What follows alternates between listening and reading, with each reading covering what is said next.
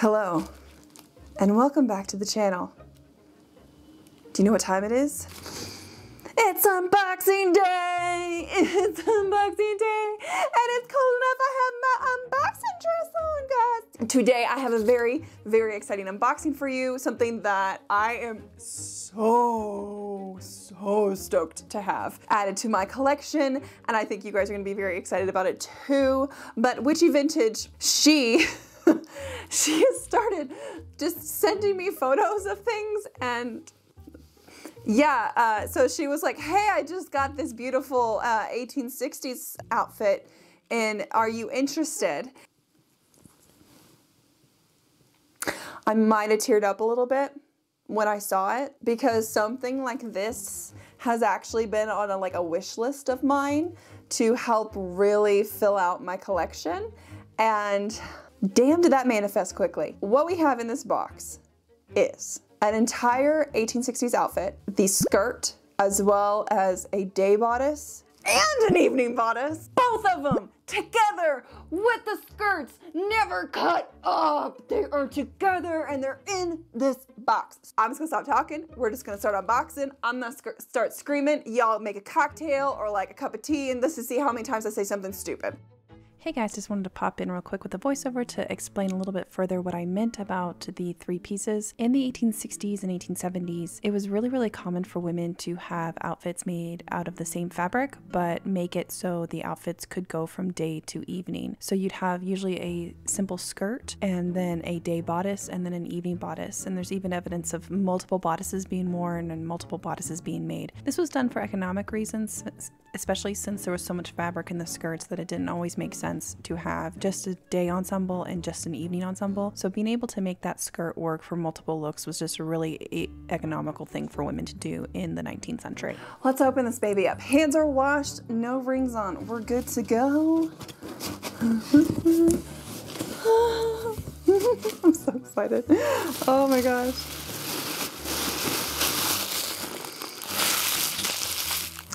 Oh, she's good. She's real good. Oh, she's beefy. Oh, wow. Oh, wow. Oh, wow. Oh, wow. Man. Oh. So it's watered lavender silk. Beautiful. Moire, if you will. It's a file, so it's a moiré file, so it's not smooth. It has the ribs to it, so nice body. I just wanted to come on here really quickly and explain what moiré or watered silk is, just in case you all are not familiar with it. It's a type of finishing technique that creates this watered-like effect that you see on the silk. And the way it's done is that the silk textile is folded in half widthwise, so it's selvage to selvage, and then it's put through a calendaring process, which means basically it's rolled between two rollers, and there's pressure and heat put onto it, and that pressure and heat and the ribs of the rollers create this kind of watered effect on the silk. And so that's what you're seeing in this textile. Sometimes it looks like it's seamed at certain points, but that's actually just the fold point, and the fold point actually survives in the textile. It's not pressed out, it's not ironed out, it's just there, and that's just a part of the aesthetic of the moiré silk. So we have the skirt. Where are you?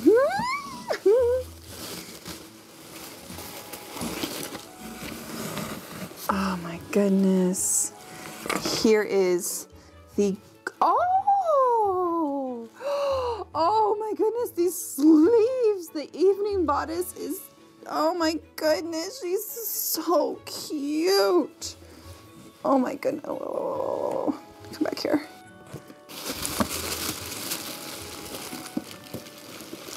And the day bodice. Oh. So let's just start with the day bodice because it's right here. These huge pagoda sleeves have white satin in them, and they have been shaped with a couple of tucks. So it's center front opening with hooks and eyes.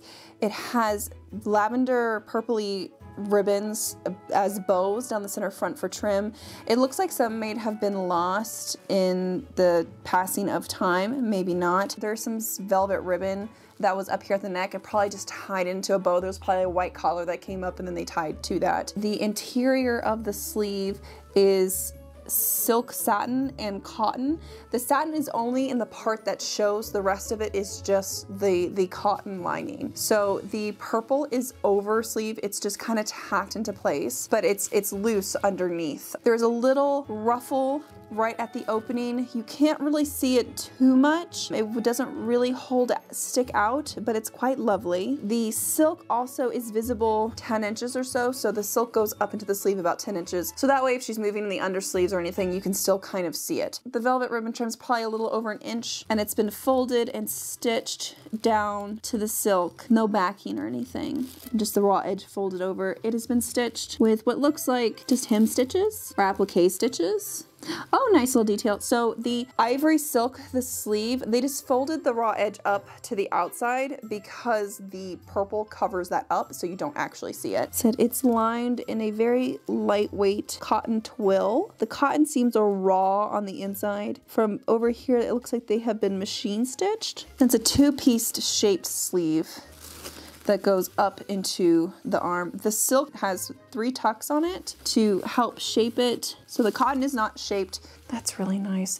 And the velvet, it's loose. They're just tacked at the points and held into place with just a few stitches. The arm sides are piped and they're just kind of eased in. They're not really gathered. There's some like little gathers, but it's not strategic. It's just kind of easing. That's just how they've been worked in. So the sleeve is silk all the way up to the top. On the upper side, it's the lower side underneath here. That is the cotton twill.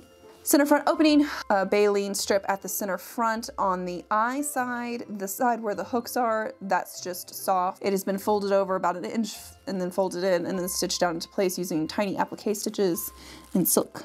The first dart does not have a bone in it. It is just soft. And then the second dart actually has a bone encased in it. So instead of being pressed open and then laid flat, the boning on the second dart actually has been slid in and then it's been kind of tapered a bit to fit, and then it's been stitched in, which is a running stitch, and then the raw edges have just been overcast to hold that into place. So it's a different boning application than what you see in a lot of Victorian pieces. Then the side seams have boning in them as well, just little bits of baleen just stitched into place. The casing is just big running stitches just holding it there. We have hooks to connect to the skirt at the center front on the boning side, and then the 2 side seams, and then at the center back as well. And there's a little bit of boning at the center back. The strong curved seams, those are not boned. They have been stitched over, pressed to the side pieces, and then overcast into place. There's a couple of notches cut into them to help with the curve, but that's it. This is beautifully made,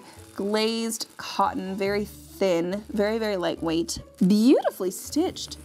Wow. And this is hand stitched, and these are tiny, tiny hand stitches. A little bit of an alteration here. Looks like we let it out on the side seam at one point in time. We also have some very interesting fish darts happening along the side. Just 2 very tiny darts in the lining, not visible from the silk. And they've just been taken up and then stitched with tiny running stitches into place and then just pressed up. The evidence of it being let out is visible from the outside as well. That looks like they let about 2 inches out. Shoulder seams are nice, pretty far back. They've been restitched too. It looks like just kind of like a small adaptation was done, just to kind of take it up a little bit more here at the neck, but they're still the same down at the, oh, that's deeply relatable. It's stitched down on one side and stitched the opposite way, so the pressing's kind of funny. This has padding in it. Oh, lovely. Okay, so there's just a little bit of wadding just in the bust area. It's really not even noticeable until you feel like, oh, this has like a nice little bit of body to it. But it's not super padded, it's not super strong, but there's just a little bit of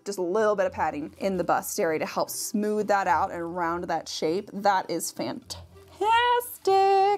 Oh my goodness, look at you, pretty baby. The care in making this was fantastic. This is some quality workmanship here. Not one of those kind of like, ugh.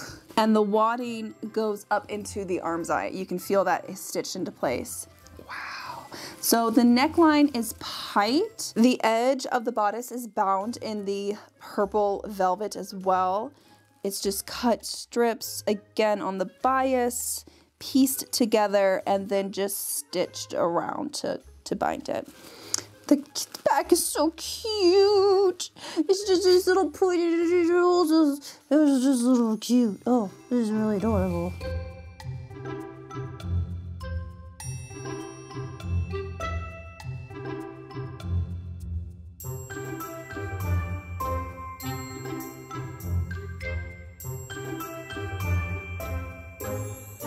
Okay, so the first thing that surprised me about the evening bodice is the fact that it's actually center front closing. I would have assumed that it would have been center back closing, but with the darts, it's center front, which is cool. It is double piped at the bottom, which is lovely. There's a little bit of padding in the bust on this one, not as much as the day bodice, just, it feels like maybe just a little bit, right? And that one's actually mostly like here in the under boob to like boob area. It's not, oh, sorry, it's not over the entire boob. It's just kind of filling out this little hollow. Let's open her up.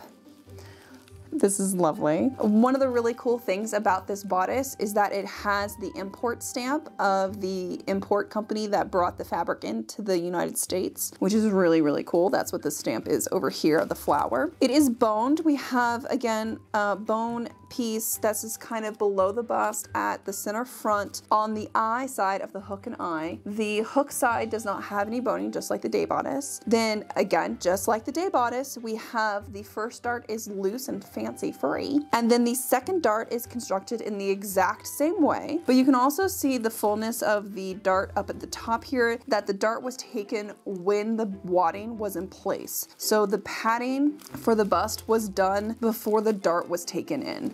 I think that's a really important feature to remember when we're making something like this. It was also let out just like the day bodice, quite a bit actually. The bones are the same. I mean, obviously these were made at the same time with the same intention, not that we would ever guess differently, but can confirm by the stitching, by the construction techniques, by the letting out that this is the same dressmaker who made this, the same shop, the same people.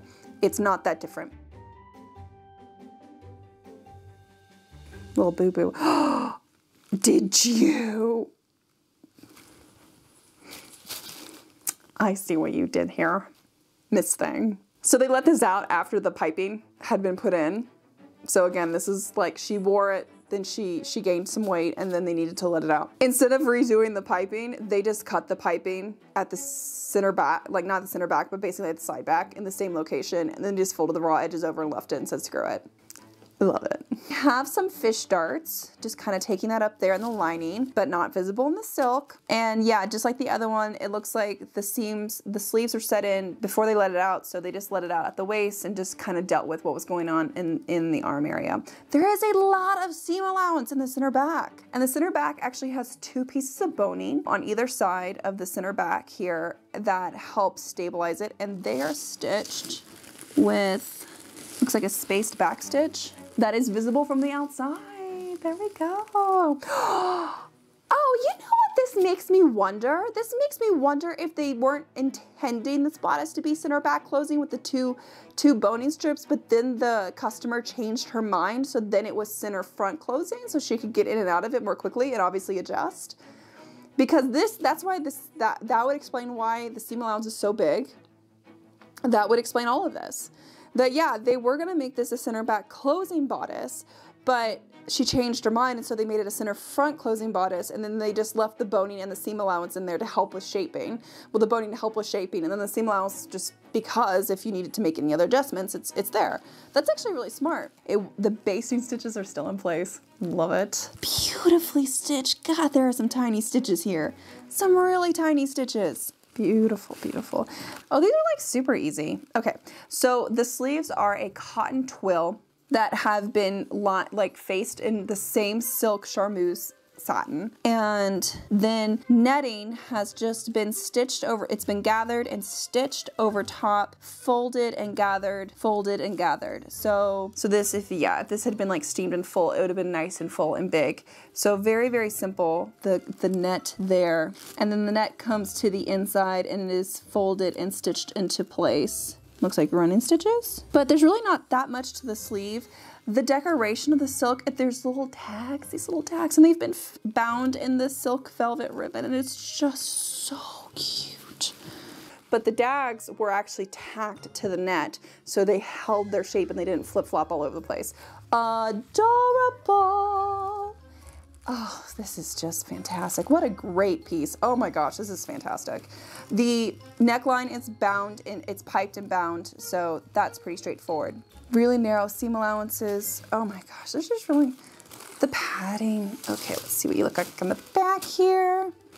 Oh, little piecey baby, I see you up there. So right at the top where they let out, obviously there was not enough fabric, so they did end up having to kind of redo that. They had to do a little triangular piece there to expand it just enough. It doesn't look like they had the same issue on the other side, but on one side they did have to do a little tiny bit of piecing here with the silk. What I think is interesting is that this center back is super duper narrow. This would be super flattering, but they've put a lot of emphasis on the side back pieces here and really let that out so that has a lot of room instead of like easing it out of the center back area. They've left the center back really narrow. That there's not room for eyelets in the center back. Those eyelets would just take up the entire space of that point there. It's so narrow. It's basically 3/8 of an inch. And so when you get an eyelet in there, it's gonna kind of take up the space. I wonder if that was just how it ended up being fit on her body, or if this was something that she wanted to do. Like, I'm curious to know like why this work was put in to prep for a lacing closure, and then it was kind of just discarded. Beautiful shaping in the center front here with the hooks, how it really nips in at the waist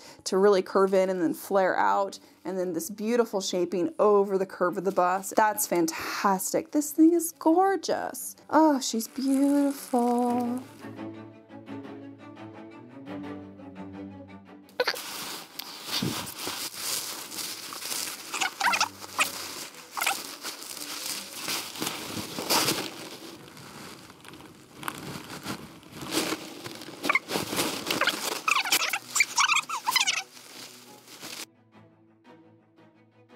Alright guys, so while I did talk about this skirt in the unboxing, I realized that I got some information actually wrong, and it was also really kind of difficult just to look at and handle. So I thought I'd just do this in a voiceover for you all so that way we can get through the information. Now this skirt is actually made up of 5 panels of silk, about 31 inches wide, so that comes out to over 150 inches in the circumference of the skirt, so it's massively huge. The front and sides are made up of stacked box pleats, and then the back of the skirt is these beautiful deep cartridge pleats. So it makes for a gorgeous, super full, beautiful, beautiful skirt. I do not believe that the skirt is gored or shaped in any way. I think it's actually just rectangles that have been pleated and shaped. It is lined entirely in tarlatan. That's what you see here. That's shattering and falling apart. The raw edges are encased between the tarlatan and the silk. The way they put it together was they stitched and then kind of flipped it in right side out, so that way all the raw edges are inside. And that's it. That is the entire structure of the skirt. Everything else is just the hoops and the petticoats. So it's actually surprisingly lightweight. It's not very heavy, and it does a really good job actually holding itself together. The tarlatan was pieced randomly in some places. It's not a even match to the silk, you could say. One of the other things that was really interesting about the construction of this skirt is the fact that the hem isn't bound in any way, shape, or form. It's just folded up with the tarlatan is stitched at the bottom, and then it's just kind of folded up and stitched through in big hem stitches.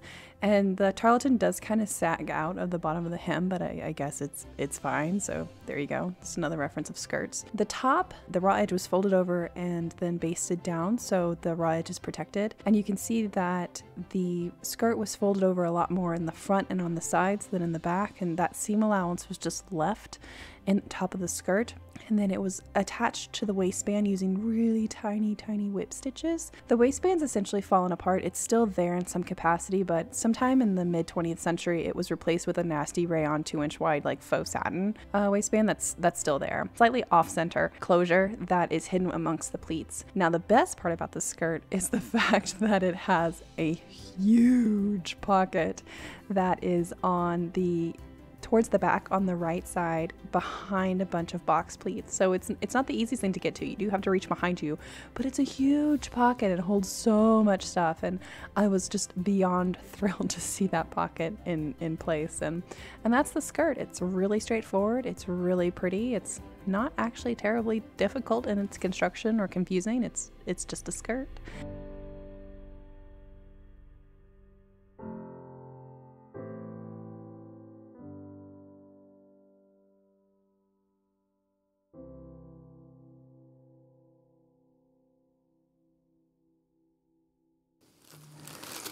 And with that, my friends, we are back to unboxing. I have more unboxings coming your way. I do hope that you enjoyed looking at this gorgeous 1860s ensemble with me, with its day bodice and its evening bodice, because it's just so economical and cute, and I just love it so much. And if you all like hanging out with me while I unbox antique clothes and look at antique clothes, don't forget to subscribe. I post every Sunday, and yeah, we have a good time. I'm so stoked. I'm so stoked. You know what? I'm just gonna stop talking. Y'all have a lovely week. I'm gonna cut to some B-roll and some outtakes, and you know what? We're just gonna call it. Bye, guys. See ya. Bye.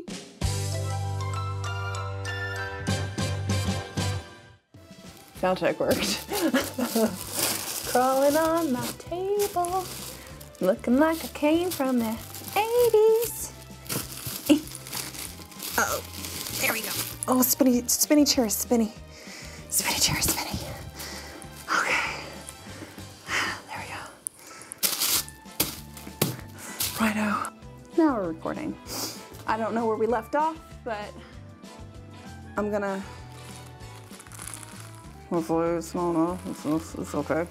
You haven't betrayed me, have you? I'm gonna find out to make sure you haven't betrayed me.